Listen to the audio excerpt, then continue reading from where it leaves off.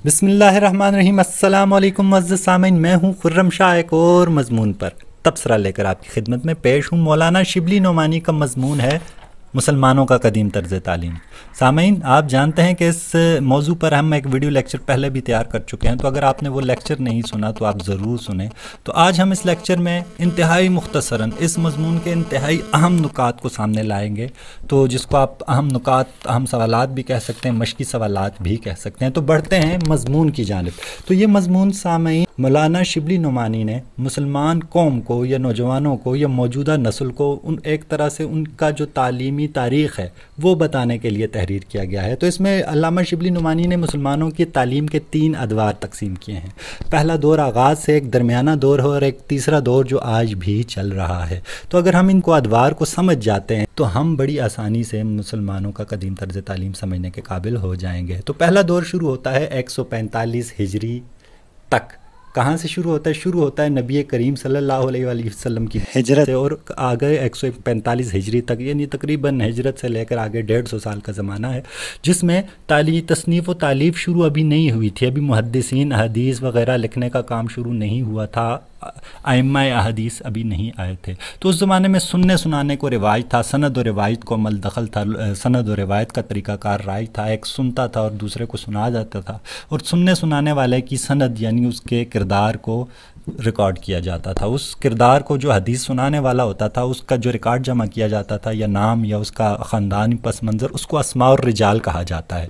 तो अस्मा और रिजाल नामों का इल्म है, किन नामों का इल्म? हदीस को बयान करने वाले का। इसी तरह तबक़ात, उस ज़माने में तबक़ात क्या है? तबक़ात एक ख़ास लोगों के ग्रोह को कहते हैं।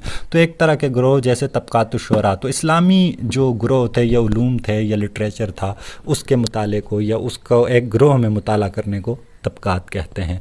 तो ये कुछ अरसा तक ये राइज रहा ये तरीका। तो पहला शानदार दौर था मुसलमानों की तालीम का। सुनते थे, सुनाते थे, हाफ़ज़ा तेज़ था और याद था, और इस्लाम ने उनके अंदर जानने का शौक़ पैदा कर दिया। मसला सिर्फ थोड़ा सा ये था कि फ़लसफ़ा और मंतक को, अक़ली उलूम को कुछ ज़्यादा रिवाज नहीं हो सका।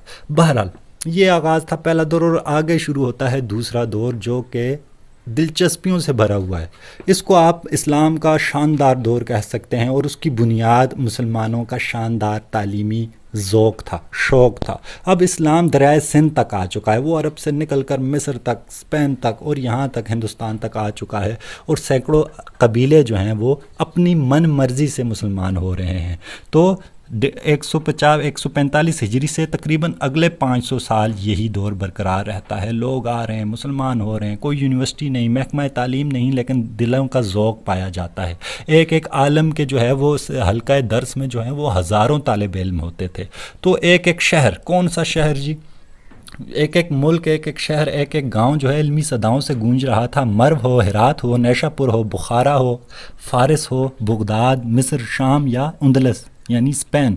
तो मर्व तुर्कमानिस्तान, मौजूदा तुर्कमानिस्तान का शहर है। हिरात अफ़गानिस्तान में, नैशापुर जो है वो खुरासान, ये ईरान का जो है वो इलाका है। बुखारा उज़्बेकिस्तान का इलाका है। फ़ारिस ईरान का है। बगदाद हम जानते हैं, मिस्र, शाम, यानी कौन सा दुनिया के बड़े बड़े ममालिक और उनके बड़े बड़े शहर, और वो सब मुसलमानों की इस इल्मी दौर में इल्मी सदाओं से गूंज रहे थे। वो कहते हैं इनको छोड़िए, एक एक गांव के अंदर ऐसे ऐसे उलमा और ऐसे ऐसे सिस्टम मौजूद थे। वो कहते हैं हमारे पास कोई रिकॉर्ड नहीं है उस ज़माने का। तो दूसरे दौर में ये एक तरतीब आई कि लोग, इस्लाम का हल्का फैल गया और लोगों के अंदर बुनियादी क्या चीज़ पैदा हुई? दिली ज़ौक़। डॉक्टर स्प्रिंगर तखमीना लगाते हैं कि मुसलमानों के अस्मा और रिजाल में सिर्फ 5 लाख मशहूर आलमों के नाम मिल सकते हैं। तो डॉक्टर स्प्रिंगर एक जो है तारीख़ी फ़लसफ़ी हैं, तो उन्होंने कहा कि 5 लाख सिर्फ मशहूर आलमों के अगर नाम लिख सकते हैं, तो हमें शिबली नोमानी बताता है कि ख़ुद अंदाज़ा लगाएं उस ज़माने में तालीम की शरह क्या होगी। आगे वो अल्लामा ज़हबी का हवाला देते हैं कि अल्लामा ज़हबी बताते हैं कि एक एक हल्का दर्स में कितनी 10,000 से ज़ायद दवातें रखी जाती थी। तो 10,000 अगर दवातें हों तो उनमें कलम डुबो कर लिखने वाले कितने ज़्यादा होंगे। 200 इमाम मौजूद रहते थे। तो ये एक मयार था तालीम का कि एक आला दर्जा के यानी सिस्टम मौजूद था उस ज़माने में, कि जब अभी नबी करीम सल्लल्लाहु अलैहि वसल्लम को 200-300-400 साल अभी गुजरे थे, तो उसके अगले 500-600 साल तक, 650 साल तक बेहतरीन निज़ाम रहा। तो ये दूसरा तालीमी दौर है। طریقہ کار اس کا سمجھیے، دوسرے تعلیمی دور میں لیکچر طریقہ ہوتا تھا، ممبر پر بیٹھ کر استاد لیکچر دیتا تھا اور شاگرد بیٹھ کر لکھتے تھے، لکھ کر کاپیوں میں محفوظ کرتے تھے اور اسے عمالی کہا جاتا تھا اس کاپی کو۔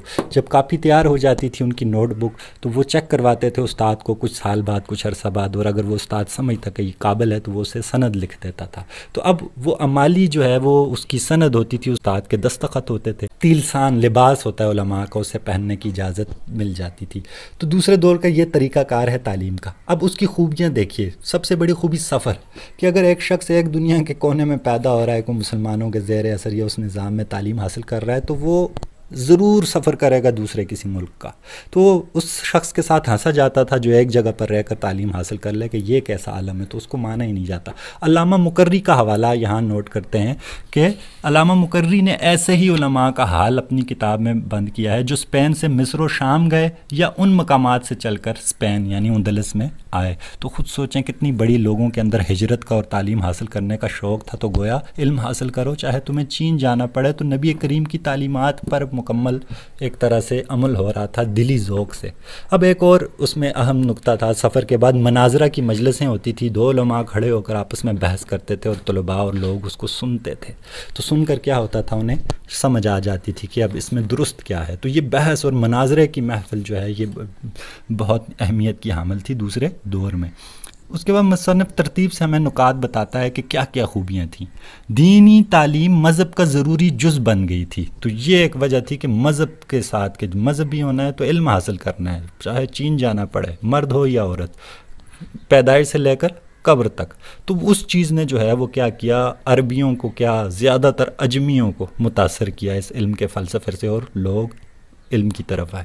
دوسری چیز، تعلیم مسجدوں اور علماء کی درسگاہوں میں قید نہیں تھی، بلکہ ہر کہیں علم کا دورہ تھا۔ ابو علی سینا کا دور تھا، بڑے بڑے مسلمان فلسفی اور سائنسدان اس دور میں گزرے ہیں۔ تعلیم نہایت آزاد تھی، کوئی مقررہ نصاب نہیں تھا جیسے کتابیں آج کل پڑھی جاتی ہیں کہ 1 سال پڑھے گا یا ایم اے کرے گا، 16 سال پڑھے گا۔ تو آزادی سے جب قابل ہو جاتا تھا وہ شاگرد تو اس کو سند دے دی جاتی تھی۔ پھر اس کے علاوہ جو بڑے بڑے پارٹیاں ہوتی تھیں، بڑے بڑے امیر لوگوں کی، وزراء کی، تو ان پارٹیوں کا مقصد یہ ہوتا تھا کہ اس میں بڑے عالم کو دعوت دی جائے گی جو آ کر واعظ کریں گے۔ تو یہ نظام، یہ سسٹم، یہ رواج تھا لوگوں میں کہ جیسے گیت گانے آج کل رواج ہیں، تو اس زمانے میں علماء کو دعوت دی جاتی تھی۔ تو یہ قدیم یونانی دور یاد آ رہا ہے۔ تو اب کیا ہوا، سلطنت عثمانیہ موجود ہے، قائم ہو گئی ہے۔ اب اس نے ایک جداگانہ قانون تعلیم کے لیے پاس کر دیا ہے۔ اب مختلف یونیورسٹیاں بن گئی ہیں اور ان میں خاص معین مدت ہو گئی ہے، کوئی 7 سال، کوئی 10 سال، کوئی 16 سال کہیں پڑھ کر بندہ فارغ التحصیل ہوتا ہے۔ سسٹم نصاب آتا رہا آہستہ آہستہ، اور آہستہ آہستہ دوسرے سے دور تیسرے میں، یعنی ہر عروج کے بعد زوال ہے، تو گویا عروج کے بعد زوال کا دور یہ شروع ہوا کہ تیسرے دور نے اب اس کی خامیاں سنیں، جو تیسرا دور اور زوال کا دور ہے، کہ اس میں کوئی فن مقصود بالذات نہ تھے، مثلا نحو، صرف، منطق اور امثال ذالک۔ ان کی تعلیم میں وہ اہتمام اور مشغافیاں ہونے لگیں کہ عمر کا ایک بڑا حصہ ان کی نظر ہو گیا، یعنی ایسے علوم جن پر اب بحث ختم ہو جانی چاہیے تھی، ان میں بال کی کھال اتارنے لگے اور وقت ضائع ہونے لگا۔ کتاب رائج ہو گئی، اب کتاب نصاب پڑھایا جانے لگا۔ لوگ پہلے زمانے میں اگر کوئی شخص ادیب بننا چاہتا تھا تو اسے ادب پڑھنا چاہتا تھا تو اسے ادیب بنایا جاتا تھا، لیکن اب ادب کی 5-6 غزلیں، 5-6 مضمون نثر کی چیزیں، افسانے پڑھا دیے جاتے ہیں۔ تو اس سے کیا ہوا، وہ ساری چیزیں پیدا ہوتی گئیں جس سے، اور آہستہ آہستہ دلی ذوق ختم ہوتا گیا، سفر ختم ہوتا گیا۔ تو ان چیزوں نے تیسرے دور میں خرابیاں پیدا کیں اور مسلمان زوال کی طرف گامزن ہوئے۔ ہلاکو خان نے تباہی کی، محقق طوسی کے ہاتھ میں اس نے لیکن کیا کیا، محکمہ اوقاف جو تھا وہ اس کے حوالے کر دیا۔ محقق طوسی بڑے مشہور نصیر طوسی جو ہیں محقق ہیں، تو ایک ہلاکو خان نے یہ مہربانی کی کہ باقی تو تباہی کی لیکن کچھ چیزیں ان کے حوالے کی، تو انہوں نے ایک بڑی لائبریری قائم کر دی اور لوگوں کو اپنے ساتھ شامل کیا، بڑے بڑے سائنسدانوں کو، اور ان پر کام آگے جاری رکھا۔ تو مصنف آخر میں اس آرٹیکل پر، اس مضمون پر بڑے دکھ کا اظہار کرتا ہے۔ وہ کہتے ہیں اپنے بزرگوں کے کارناموں پر کیا فخر کرنا، جب ہم خود کچھ نہیں کر پا رہے تو ان کی یاد یعنی کو فخر سے بیان کیا کرنا۔ وہ کہتا ہے میں نے فخر سے بیان کرنے کی کوشش نہیں کی، بلکہ ایک احساس دلانے کی کوشش کی ہے کہ یہ سچ ہے، یہ حق اور یہ طریقہ کار ہے۔ تو مجھے امید ہے کہ ہمیں اب سمجھ آ گئی ہوگی اس مضمون کی، اگر کوئی کمی پچھلے مضمون میں رہ گئی ہوگی تو اپنا خیال رکھیے گا۔ اللہ حافظ۔